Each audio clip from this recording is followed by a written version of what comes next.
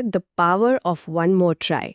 एक और कोशिश की ताकत। हाँ, और सच कहूँ तो ये सब टाइटल ही अपने आप में पूरी कहानी कह देता है। आज का हमारा मिशन है इन टुकड़ों को जोड़कर ये पता लगाना कि इस किताब का असली फलसफा क्या है। और ये इतना सीधा साधा मैसेज लोगों के दिलों में क्यों उतर रहा है? तो तैयार है? चलिए इस पहेली को सुलझाना शुरू करते हैं। हाँ, ये वाकई में एक मजेदार चुनौती है। अक्सर मोटिवेशनल किताबों में बातें वही पुरानी होती हैं, बस उन्हें पेश करने का अंदाज नया होता है। सही। यहाँ देखने वाली बात यह होगी कि ये किताब उन जाने पहचाने आइडियाज को किस तरह एक नई कहानी में पिरोती है। चलिए पहले अध्याय से शुरू करते हैं। ठीक है, तो जैसा हमने कहा, सबटाइटल और पहले चैप्टर का सार दोनों एक ही चीज पर जोर देते हैं, एक और बार कोशिश। ये तो साफ तौर पर इस किताब की नींव है, वो पहली ईंट जिस पर पूरी इमारत खड़ी होगी। और ये एक बहुत ही स्मार्ट तरीका है। किताब शुरू होने से पहले ही सुनने वाले के दिमाग में मुख्य संदेश डाल दिया गया है। अच्छा। अब जो कुछ भी इसके बाद आएगा वो इसी एक आइडिया को और मजबूत करेगा। हर तर्क, हर कहानी, हर सलाह वो वापस इसी एक बिंदु पर आके जुड़ेगी। हाँ, ये तो है। लेकिन फिर आता है अध्याय 2, और यहाँ एक ऐसी बात कही गई है जो हमने शायद 1000 बार सुनी होगी। ओके। सफल और असफल लोगों में सिर्फ एक ही अंतर होता है। सफल लोग वो करते हैं जो असफल लोग करने को तैयार नहीं होते। अब ईमानदारी से बताइए, ये सुनकर थोड़ा घिसा पिटा सा नहीं लगता? लगता है। हर मोटिवेशनल स्पीकर यही तो कहता है।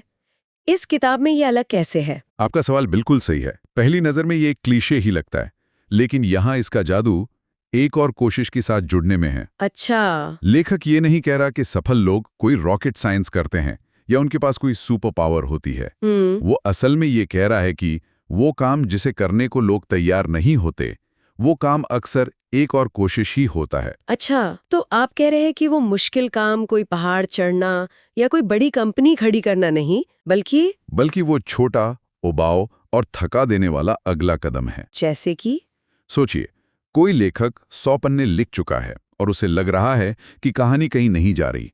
उस वक्त हार मान लेना बहुत आसान है। सही बात है। लेकिन सफलता शायद उस 101वें पन्ने में छिपी हो।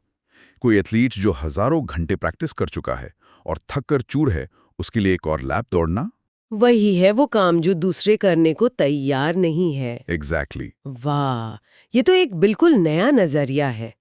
तो इसका मतलब है कि सफलता का राज बड़े ग्लैमरस फैसलों में नहीं, बल्कि उन छोटे मुश्किल पलों में छिपा है जब आपका मन कहता है बस अब और नहीं, और आप फिर भी एक और कदम उठा लेते हैं। बिल्कुल। जब आप थके हुए हों, जब नतीजे ना दिख रहे हों, जब मन हार मान चुका हो, उस वक्त एक और ईमेल भेजना, एक और चैप्टर पढ़ना या एक और बार प्रैक्टिस करना, यही वो चीज है। हाँ, यही वो चीज है जिसे करने की इच्छा शक्ति ज्यादातर लोगों में नहीं होती। तो ये किताब उस अनिच्छा की जड़ पर वार कर रही है। ये सफलता को किसी रहस्यमयी चीज से हटाकर एक बहुत ही व्यावहारिक, जमीनी आदत बना देती है। मतलब आपको कोई जीनियस होने की जरूरत नहीं है, आपको बस थोड़ा और जिद्दी होने की जरूरत है। बिल्कुल। यह आइडिया तो लोगों को बहुत हिम्मत देता होगा। हाँ, और यही इसकी खूबी है। ये सफलता को हर किसी की पहुंच में ले आता है। संदेश साफ है, आपके पास जो भी है, जहां भी है, बस एक और कोशिश करने की हिम्मत जुटाइए। ठीक है, तो हमें एक और कोशिश करनी है, भले ही वो काम कितना भी उबाऊ या मुश्किल क्यों ना हो। लेकिन यहाँ एक बड़ा सवाल उठता है, हम रुक क्यों जाते हैं? वो कौन सी चीज है जो हमें वो एक और कदम उठाने से रोकती है? लगता है अध्याय 3 इसी सवाल का जवाब देता है, और इसका लेना देना डर से है। अच्छा।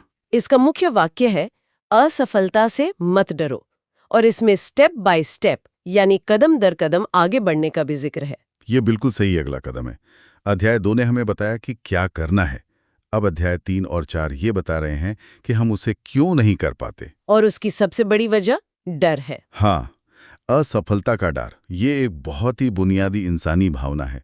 हम कोशिश करने से उतना नहीं डरते जितना उस कोशिश के नाकाम होने के ख्याल से डरते हैं। सही बात है। और फिर अध्याय 4 सीधे सीधे हमारी एक और बहुत बुरी आदत पर हमला करता है, टाल मटोल, प्रोक्रेस्टिनेशन। हाँ, इसका शीर्षक है अभी, और ये कहता है कि कल शब्द पर भरोसा मत करो और सही समय का इंतजार मत करो। ये दोनों अध्याय तो एक दूसरे से बहुत गहराई से जुड़े हुए लगते हैं। और ये कनेक्शन बहुत गहरा है। ज्यादातर लोग सोचते हैं कि वे आलस की वजह से काम टालते हैं, लेकिन लेखक का तर्क है कि आलस असल में डर का एक मुखौटा है। डर का मुखौटा? हाँ, हम उस काम को टालते हैं जिसमें हमें फेल होने का डर सबसे ज्यादा होता है। हम इसलिए प्रेजेंटेशन पर काम शुरू नहीं करते क्योंकि हमें डर है कि वो अच्छी नहीं बनेगी। या उस मुश्किल बातचीत को टालते हैं क्योंकि डर है कि नतीजा बुरा होगा। बिल्कुल। अरे, तो सही समय का इंतजार करना असल में डर को छिपाने का एक बहाना है। मैंने इस तरह से कभी नहीं सोचा था। हम कहते हैं कि अभी मूड नहीं है या हालात ठीक नहीं है, लेकिन असल में हम ये कह रहे होते हैं कि हम अभी असफल होने की बेइज्जती झेलने के लिए तैयार नहीं है। एकदम सही। ये हमारी रोजमर्रा की टालमटोल पर एक नई रोशनी डालता है और किताब इसके लिए दो तरफा समाधान देती है। ओके। पहला मनोवैज्ञानिक है। असफलता को दोबारा परिभाषित करो, इसे अंत मत समझो, इसे प्रक्रिया का हिस्सा मानो। मतलब फेलियर कोई बुरी चीज नहीं है, वो बस डेटा है। बिल्कुल, ये सीखने और बेहतर होने का डेटा है। जब आप असफलता को इस नज़र से देखते हैं तो उसका भावनात्मक बोझ बहुत कम हो जाता है। और दूसरा समाधान ज्यादा प्रैक्टिकल लगता है। बड़े लक्ष्य को छोटे छोटे मैनेजेबल कदमों में तोड़ दो। हाँ, स्टेप बाय स्टेप अप्रोच। और ये बहुत जरूरी है। हाँ, क्योंकि जब लक्ष्य एक विशाल पहाड़ जैसा लगता है तो उसे देखकर ही डर लगता है और उसे टालना बहुत आसान हो जाता है। सही। लेकिन अगर आपका लक्ष्य सिर्फ अगला एक पत्थर पार करना है तो वो बहुत ज्यादा संभव और कम डरावना लगता है। आपको पूरी किताब नहीं लिखनी है, आपको सिर्फ अगला पैराग्राफ लिखना है। तो ये रणनीति सीधे सीधे एक और कोशिश करने के विचार को संभव बनाती है। अगर आपको पूरा पहाड़ चढ़ना है तो आप शायद बिस्तर से ही न उठें, लेकिन अगर आपको बस अपने जूते पहनकर दरवाजे तक जाना है तो आप एक और कोशिश कर सकते हैं। बिल्कुल। जब डर कम हो जाता है और अगला कदम साफ दिखाई देता है तो सही समय का इंतजार करने का बहाना अपने आप खत्म हो जाता है। ये बहुत कारगर रणनीति है। हाँ, लेखक यहाँ मानसिक बाधाओं मतलब डर और व्यवहारिक बाधाओं मतलब टाल-मटोल दोनों को एक साथ खत्म करने का रास्ता दिखा रहा है। और अब हम आते हैं किताब के सबसे अहम हिस्से पर, अध्याय 5। ओके। इसका शीर्षक है रहस्य और ये सीधे एक सवाल पूछता है, हार मानने से पहले कितनी बार कोशिश की? अरे वाह! ये सवाल तो सीधा दिल पे लगता है। हाँ, ये एक बहुत ही शक्तिशाली सवाल है। ये सुनने वाले को मतलब आत्ममंथन करने पर मजबूर करता है, उन मौकों के बारे में सोचने पर जब उन्होंने शायद बहुत जल्दी हार मान ली थी। सही। ये सवाल किसी बाहरी दुनिया पर नहीं बल्कि खुद पर उंगली उठाता है और पूछता है, क्या तुमने सच में अपनी पूरी कोशिश की? और फिर ये जवाब देता है, जो कि किताब का सार है, सफलता का रहस्य एक और कोशिश में छिपा है। ये लाइन तो जैसे पूरी किताब के फलसफे को एक धागे में पिरो देती है। ऐसा लगता है जैसे पहले के 4 अध्याय हमें इसी एक पल के लिए तैयार कर रहे थे। हाँ, ये किताब का क्लाइमैक्स है। ये पिछले सभी अध्यायों के तर्कों को एक साथ ले आता है। ये कहता है कि अगर आपके पास सही मानसिकता है, जो अध्याय 2 में थी, हाँ, अगर आपने अपने डर पर काबू पा लिया है, जो अध्याय 3 में था, और अगर आप टालमटोल छोड़कर तुरंत एक्शन लेने को तैयार हैं, जैसा अध्याय 4 में कहा गया, तो इन सभी विचारों का निचोड़ इसी एक व्यवहारिक सलाह में है। बस एक बार और प्रयास करो। तो ये रहस्य असल में कोई नई या चौंकाने वाली जानकारी नहीं है। नहीं, बल्कि उसी एक विचार की जोरदार पुष्टि है जिसे किताब पहले पन्ने से कह रही है। और मनोवैज्ञानिक रूप से ये बहुत प्रभावी तरीका है। पाठक को लगता है कि उन्होंने एक यात्रा की है। उन्होंने मानसिकता, डर और टालमटोल के बारे में सीखा है और अंत में उन्हें वो रहस्य पता चला जो शुरू से ही उनकी आंखों के सामने था, किताब के सबटाइटल में। ये एक बहुत ही संतोषजनक अनुभव देता होगा, जैसे किसी पहेली के सारे टुकड़े अपनी सही जगह पर आ गए हों। बिल्कुल। यह इस बात पर भी जोर देता है कि सफलता का कोई जादुई फॉर्मूला या शॉर्टकट नहीं है। रहस्य यही है कि कोई रहस्य नहीं है। हाँ, बस काम करते रहना है, एक और कोशिश करते रहनी है। सही कहा। ये सफलता को रहस्यमयी और जटिल बनाने की बजाय उसे बेहद सरल और सीधा बना देता है। संदेश ये है, जटिल रणनीतियों और योजनाओं में मत उलझो, बस अगला कदम उठाओ। जब शक हो, जब कुछ समझ ना आए, तो बस एक और कोशिश करो। हाँ, ये एक बहुत ही शक्तिशाली और अमल करने लायक संदेश है।